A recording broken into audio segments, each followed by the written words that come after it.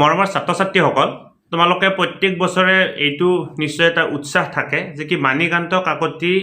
award অৰ্থাৎ যিখন scooty দিয়াৰ ব্যৱস্থা গ্ৰহণ কৰা হয় এই স্কুটিৰ কিমান পাৰ্চেণ্ট পালে পাবৰ কাৰণে সক্ষম হ'ম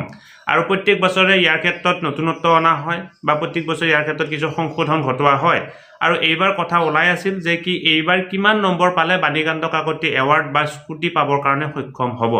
এইবাৰ সেই ব্যৱস্থাটো কিছু সলনি কৰি দিয়া হৈছে ইয়াৰ আগতে 60% যদি ছাত্ৰীয়ে পায় তথাপিয়ে পাইছিল আৰু ল'ৰাৰ ক্ষেত্ৰত এটা বেলেগ সীমা আছিল কিন্তু এতিয়া এই সীমাটো সলনি কৰি দিয়া হৈছে আৰু এইবাৰৰ পৰা অৰ্থাৎ 2025-26 শিক্ষাবৰ্ষৰ বাবে অৰ্থাৎ যিসকল ছাত্ৰ ছাত্ৰী বৰ্তমান হায়াৰ ছেকেণ্ডাৰী পৰীক্ষা দি আছে তেওঁলোকে কি পাবৰ কাৰণে সক্ষম হ'ব মানিকান্ত কাকতি এৱাৰ্ড বা এখন স্কুটি পাবলৈ হ'লে তেওঁলোকে মিনিমাম 80% পাব লাগিব এই কথাটো ইতিমধ্যে উল্লেখ কৰা হৈছে বাজেটত এই কথাটো ঘোষণা কৰিছে যে কি এজন ছাত্ৰ বা ছাত্ৰীয়ে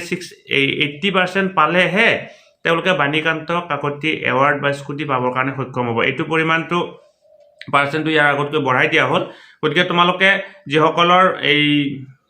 এই পাব ইচ্ছা আছে সুন্দৰকৈ ভালদৰে পৰীক্ষা দিয়া ইতিমধ্যে যেহেতু তোমালোকৰ পৰীক্ষা চলি আছে আৰু তোমালোকে এই বিষয়ত যে পাৰ্চেণ্ট যে 80% কৰা হৈছে তাত লৈ তোমালোকৰ যদি কিবা মতামত আছে সেইটো তোমালোকে কমেন্ট বক্সত কমেন্ট কৰি জনাবা